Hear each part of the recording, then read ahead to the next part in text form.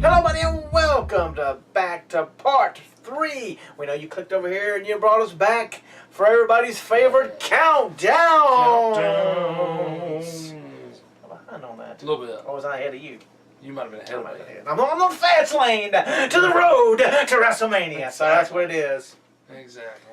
And we talked about a while ago in part 2 about who was the #1 team that everybody could it forgot. be? But you won't have. You have to wait because we're going to do the other ones first. Oh! Wow!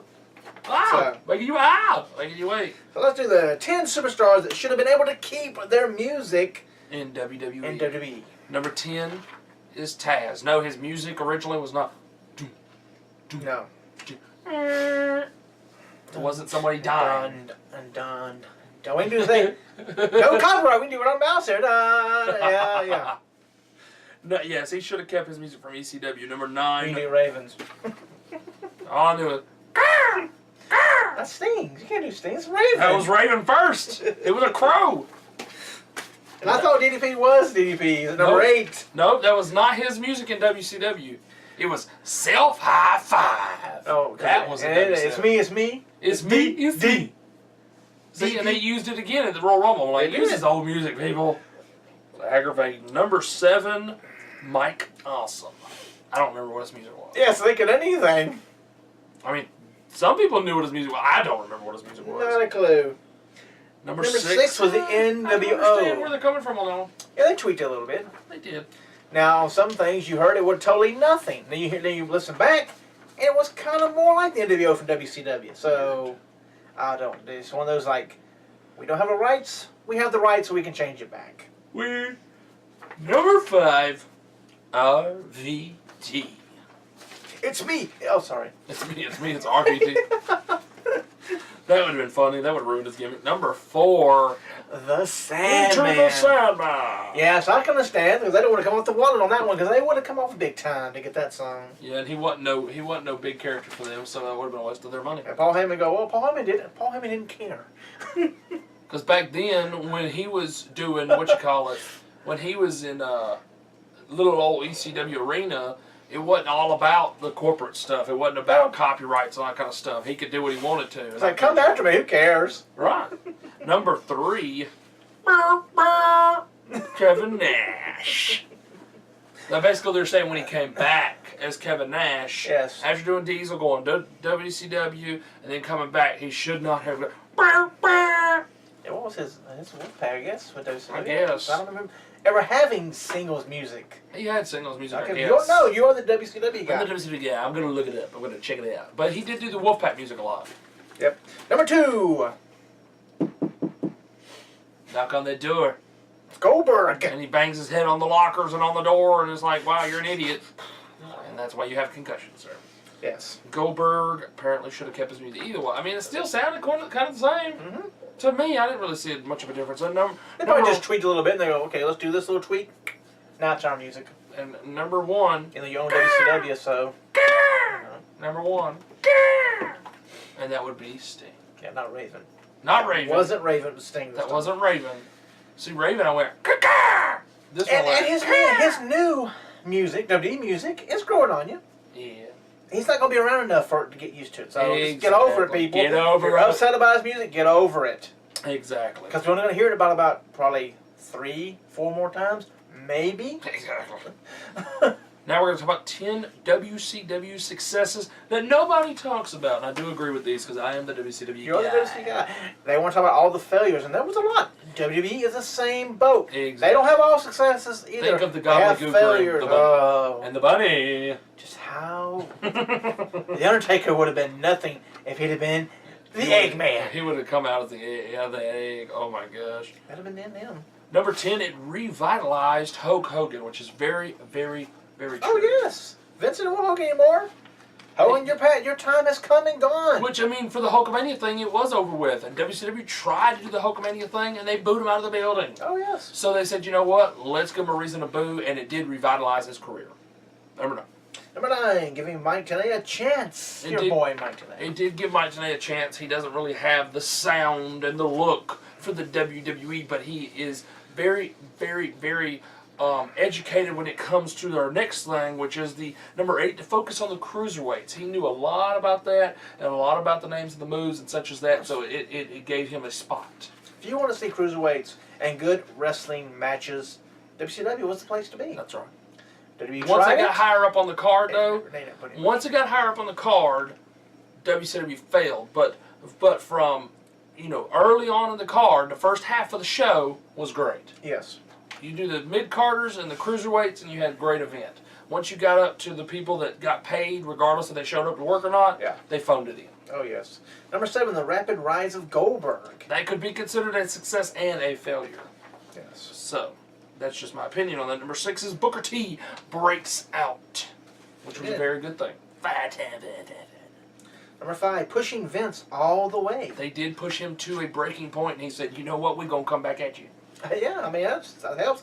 And if somebody did that today, the product will be better. Yep.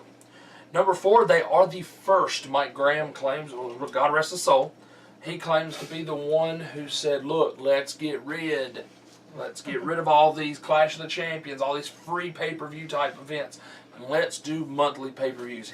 They are the very first to implement monthly pay-per-views. Yeah. And WWE did follow suit, and they did very well with it. Oh, yes. Number 3, Chris Jericho's promo time. Yes, they did give him promos, even though it was about conspiracy theories and all that kind of stuff. They did give him promo time. Oh, yeah, they did. But you're pretty much like right here. You're not going through the glass ceiling. Yeah, you're you going to can't- get right to it. Can't have a big feud with Goldberg. You just got to get beat up by him, and that's it. Yeah. Number 2. It's me. Yes. I'm number 2. Number 2. I'm number 2. Originality, also known as the War Games. Yes. Which I don't know why. They keep saying because it takes up too much seat space in the arena. wah, as much It's as you only charge one. them, It's only one pay-per-view. one pay-per-view, and you charge them a buttload anyway. Okay, I understand that is originality with the War Games. They had originality with some other stuff, not so well on that. Oh, yeah. Because I'm thinking of World War III with 3 rings and a Yes, battle royal. wow. That was too much because you had 3 announced teams trying to focus, and you had, let's go over here, let's go over here. Oh, this guy got thrown out. That was No. way too much to Yeah. focus on. That's way too confusing having 3 cameras on the screen at one time. Too much. But War Games was a great addition to the WCW things that they did. And number 1, leaving a legacy. They did leave a legacy. I mean, you can go on to the WWE Network right now for only $9.99, free for new subscribers of February, and you can see the legacy that they left behind with the Monday Night Wars. Oh, yeah, very good show. Now we're going to do 10 tag teams we want to see return. These are not technically our opinions. Before we get to the last 10 tag teams that people forgot about. Yes. But before we say what number 1 is on the tag teams we want to see return, we do want to say that these are not our opinions.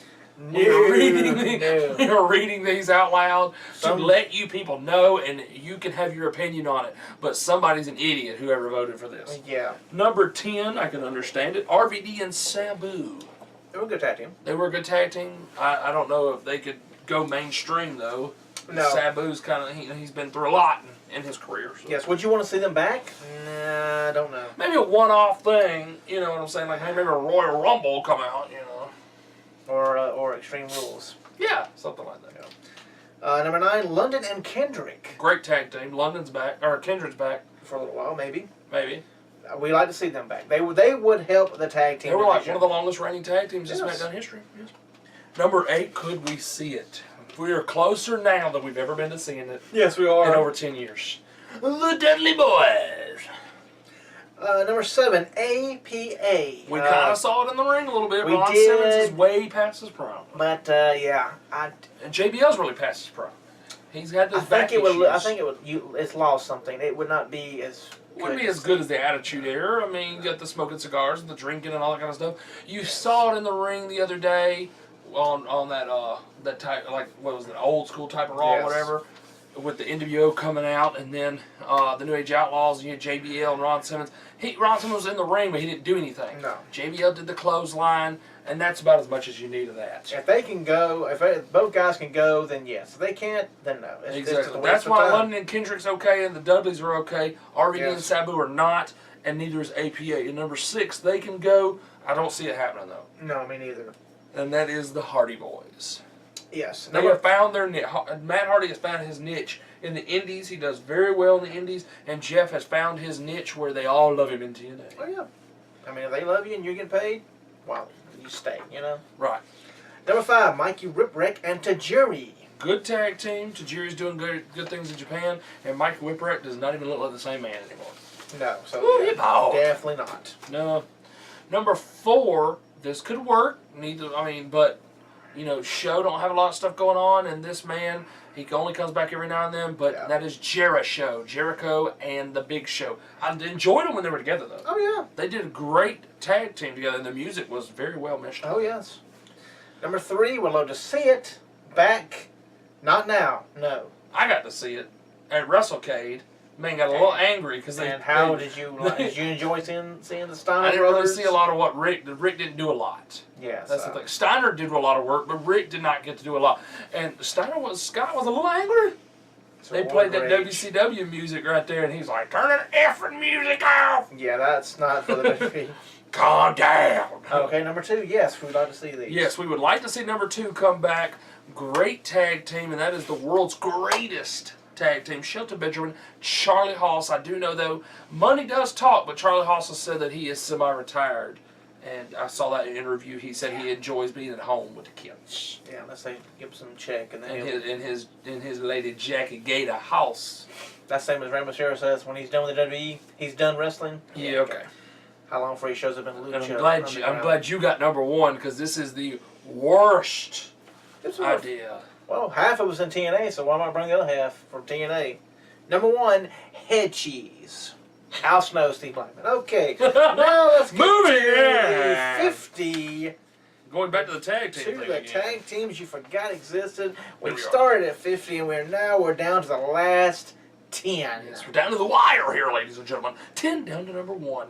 Number 10, Stone Cold Steve Austin and Shawn Michaels. They weren't really put together as a permanent tag team. No, they were not. So that's okay if you forgot them. Number 9, High Voltage. That's Robbie Rage and Kenny Chaos. And no, this is not from TNA. No, this is WCW. I would know these things. Another one from WCW. Yeah, another one from WCW. Lieutenant Loco and Corporal. That's easy for me to say. That's easy for you to Corporal say, yes. Cajun. Corporal Cajun is that was Chavo? No, No. Cajun guy.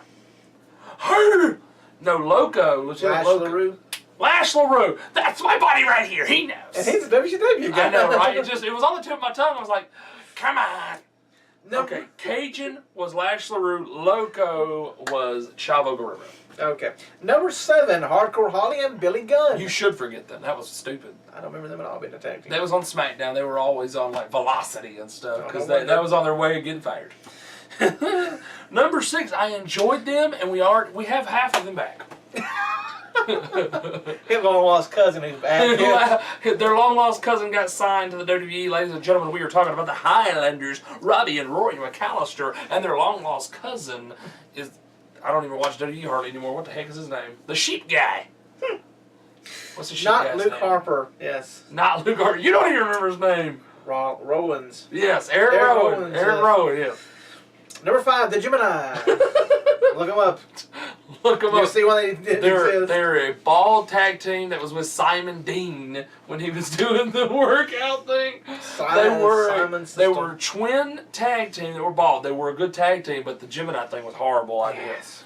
Number 4, they were a tag team when they were with Jimmy Hart and the Dungeon of Doom, Conan and Hugh Morris, WCW. Again, a lot of forgettables from WCW. Another one forgettable from WCW. Number 3, the Insiders.